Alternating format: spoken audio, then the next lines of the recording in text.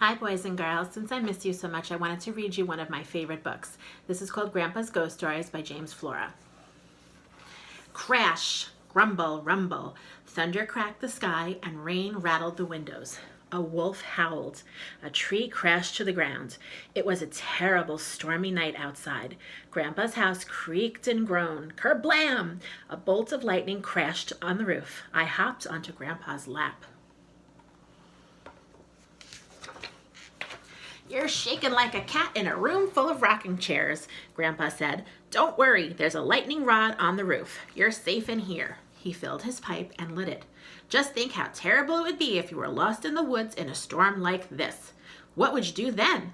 I don't know, Grandpa. I think I'd just crawl under a log and die. No, you wouldn't, Grandpa said. I know, because when I was your age, it happened to me. I was lost in a forest, but I didn't crawl under a log. I looked for a safe, dry place. I found one, an old woodcutter's shack deep in the forest. The door was open, so I went inside, and that's where I found the bag of old bones.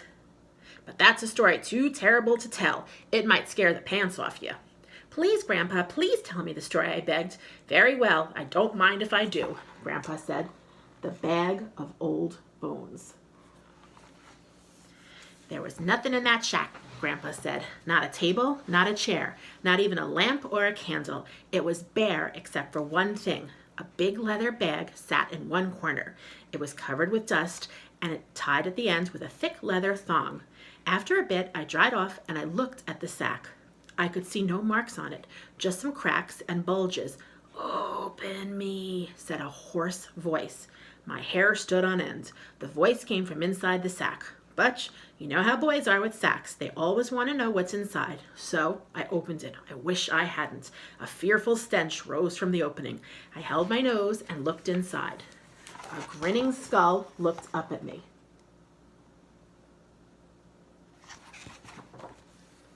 Thank you kindly, lad, said the skull in a cracked voice. I've been shut in this sack for nigh on to 200 years, and I'm dying for a breath of fresh air. The skull took a deep breath and coughed. Why don't you turn the sack upside down and help me put myself together? Well, I like puzzles, so I turned the sack over. Out spilled bones of all sizes and shapes. The skull cackled and sneezed. There's my neck bone and my shoulder bones. Just hook 'em together if you please. Now the arm bones. Good, you're a smart little fella. Now just fasten my hands to the arm bones. Fine, great. The arm lifted with a creak and stretched its fingers. I found all the little spine bones and fitted them together. It was a fine puzzle, and I forgot what I was doing until the feet were fitted to the ankle bones. With a fearsome shriek, the bones jumped up and pranced around the shack. It was horrible. I had never seen a skeleton before, especially one that moved. As soon as I find my teeth, we'll have a bit to eat, said the skeleton. It's been 200 years since I've had a morsel in my mouth. He rooted around in the sack until he found his teeth. He popped them into his grinning jaws. Now we'll have some dinner, he cackled, and the dinner is you. I'm gonna eat you up. He grabbed me by the coat, but I slipped out of it. I ran from the shack so fast I tore the door off its hinges, Grandpa said. I ran through the forest, bumping into trees and falling over rocks.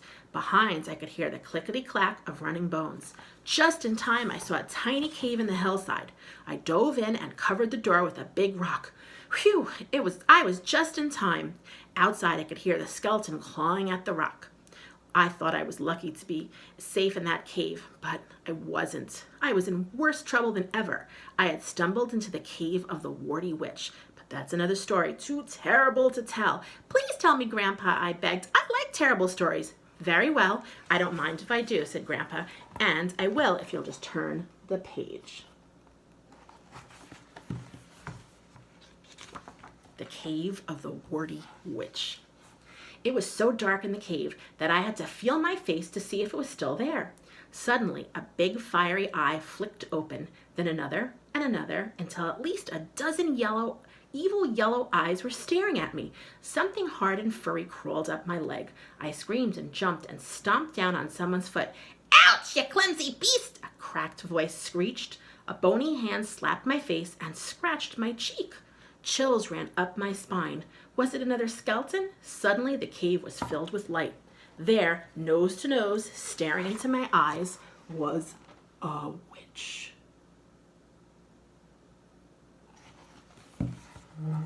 She was a mean-looking, fearsome witch with a witch's hat, witch's hair, and long, sharp witch's nose covered with warts, and those eyes, brrr, like slits of fire. She limped around on her sore foot, squealing at me. "Did you see that, children? This beast broke into our happy home and almost broke my foot. What shall we do with him?" I looked around the cave, but I didn't see any children. It was filled with spiders. Huge, sticky, furry spiders with big, squishy mouths full of teeth. They squeaked and leaped about, nipping at my legs and ears. "Be our brother! Be our brother!" they squeaked. See those spiders?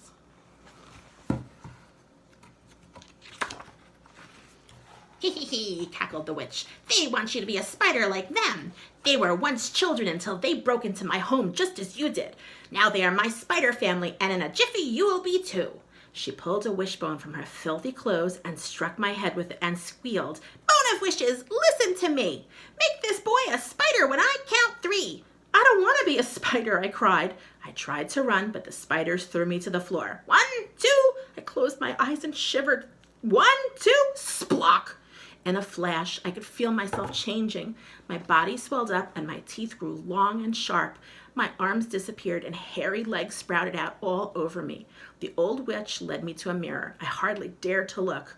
When I did, I saw a fearful, hairy spider. It was me. I looked exactly like my new brothers and sisters. "Now spin me a nice strong web. I want to take a nap," said the witch. "But I don't know how," I squeaked. "Then you better learn fast," shrieked the witch, and she beat me with her broom. Whack, whack, whack.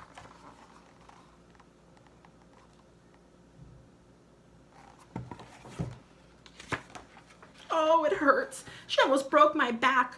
I tried to hide, but the other spiders wouldn't let me, and before I knew it, I was spinning a web.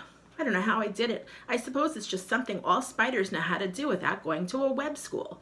When the web was finished, the witch climbed in and fell fast asleep. The spiders slept on the floor. So did I.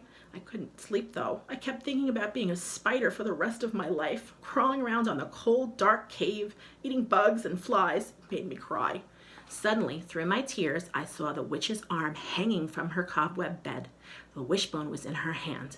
I grabbed it and said, "Bone of wishes, listen to me. Make this spider a boy when I count 3. 1, 2, 3, splock." I was a boy again, and I ran deep into the cave. Behind, I could hear squeals and clicking claws as the spiders scuttled after me. The witch was screaming. Lights were flashing.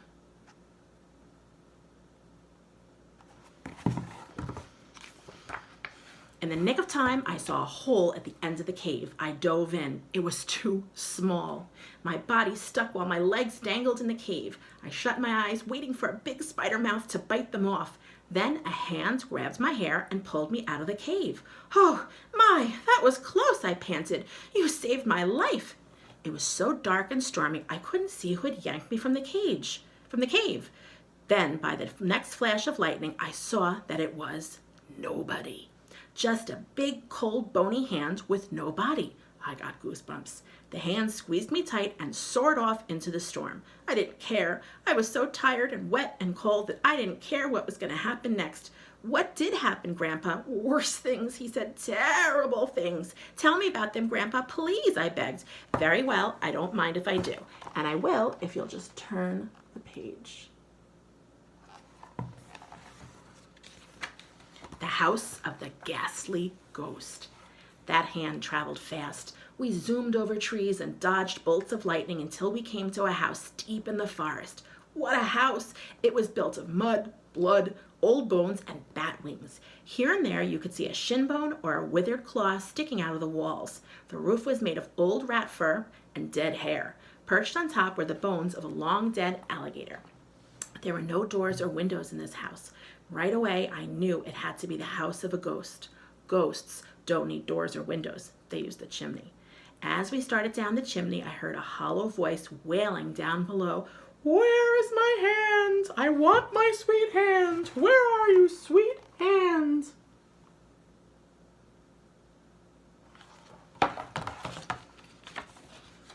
As soon as we sailed out of the fireplace, I saw her. What a fearsome sight. I got more goosebumps in between my goosebumps. She was huge, a monstrous white ghost. She floated just off the floor and her head nearly touched the ceiling. Her eyes and mouth were just gaping black holes in her shroud. Her hair was ragged and squiggly, Beside her stood a giant werewolf, snarling and snaffling. His hair bristled like a bed of nails, and his nasty yellow eyes searched me from head to toe. He showed me his long, sharp teeth and his fiery red tongue. I don't like them. The ghost lifted an empty sleeve and whispered, "Come, hand, I need you, darling. Come to me now." The hand floated up to the sleeve and slipped back into place. Then the ghost lifted me up to the horrible black holes that were her eyes. "You are a darling boy. You shall be my very own sweet baby." She moaned and kissed me. Ugh, her breath smelled like the wind that blows from a cave full of bats. She hugged me close. Woof! Her shroud smelled even worse, like Toad's underwear. The shroud is her dress.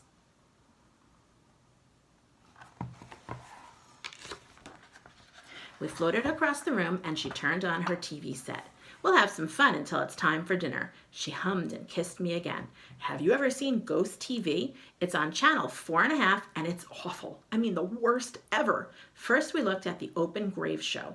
It began with a mess of moldy old ghouls popping out of their graves and stumbling over some cows. This made the ghouls angry. They all fetched axes and began to chop each other into pieces.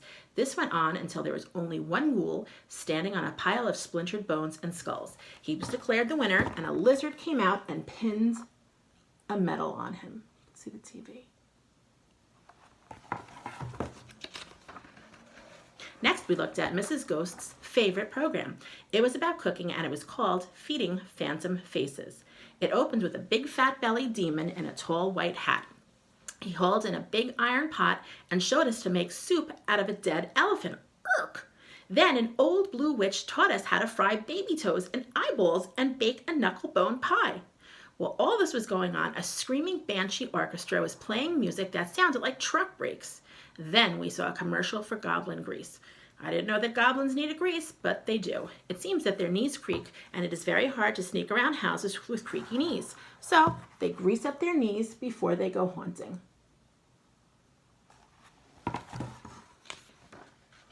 Last of all, we looked at the Harry Snuffler Comedy Hour, and I want to tell you, it's about as funny as a broken elbow. You know what Harry Snufflers are, don't you? They're just big hairy blobs with lots of teeth and claws and runny noses. On this program, a gang of snufflers went to school and ate up the whole second grade. One snuffler got all the laughs by saying over and over, "Who's got the ketchup?" The show finished with another big laugh. The snufflers put whipped cream on the teacher and ate her for desserts. Mrs. Ghost and the werewolf laughed and giggled and roared. Mrs. Ghost laughed so hard that she dropped me. I never hit the floor. The werewolf gobbled me up in midair. As I was sliding down his throat, I could hear Mrs. Ghost shouting at him, "Oscar, that was naughty. You are such a greedy pig. You know very well that boys should be cooked before eaten. Their boots always give you a stomachache."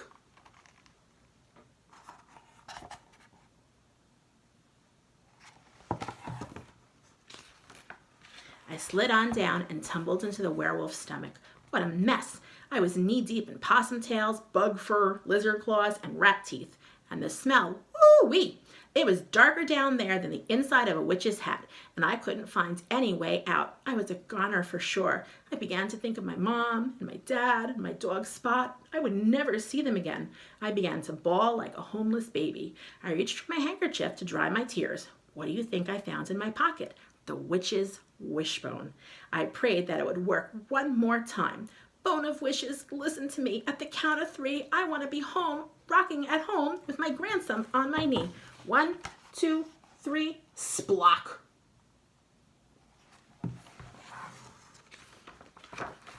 The wishbone worked because I am here, Grandpa said. "Ah, Grandpa, is that story true? You just made it up, didn't you?" "I don't think so," said Grandpa, "because I still have this." He fished in his pocket and pulled out the wishbone. "Would you like to try it? What would you like to be? I'll wish for you." "Not tonight, Grandpa. It's too rainy out." But I put the wishbone in my pocket, and I've still got it. One of these days, when I get brave enough, I'm going to try it out. So, if some dark night you find a goblin under your bed or a spook in the hall, come up and shake its hands. It will only be me, and I never heard a thing in my life except a baseball. I hope you guys like this book. I miss you. Hopefully I'll see you soon. Bye.